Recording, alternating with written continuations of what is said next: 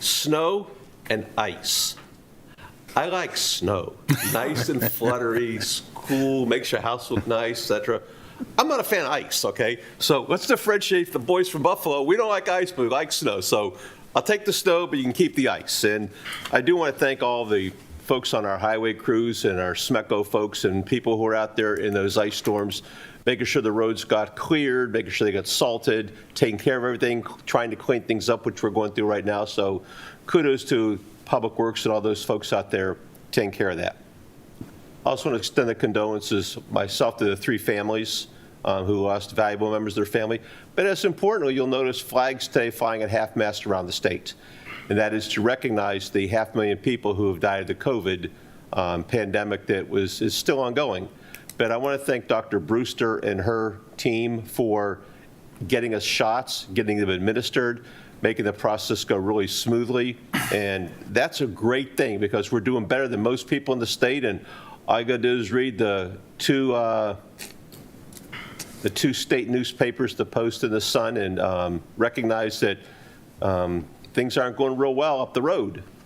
And thank goodness for what we're having down here and the ability to get people vaccinated and being taken care of. With that, as Commissioner Hewitt said, budget season, round 11. We'll get there. Everyone has a lot of wishes and wants. You might get what you're not necessarily going to get what you want. So let's just go into that with, as the Commissioner said, there's a lot of free money flowing down. The last $1 trillion in the last relief bill hasn't been spent yet, but we're going to add more. In the Relief Act, the state had, it was not just $1 billion, Commissioner, it was $1.5 billion, because Governor Hogan put in $1 billion, and the legislature had another $500 million on top of it. Oh, thank them very much. You're welcome. And like I say, it's got to get paid for sooner or later. We have the digital ad tax. We have a bunch of other taxes looming up in Annapolis.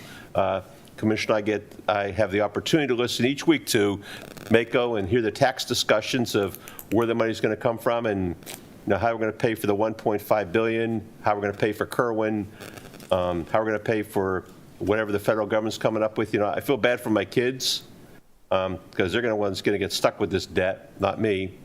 And my grandchildren, who I don't even have spouses yet for my kids. So that being the case, I do look at this somewhat apprehensively, even though the stock market is happy about it.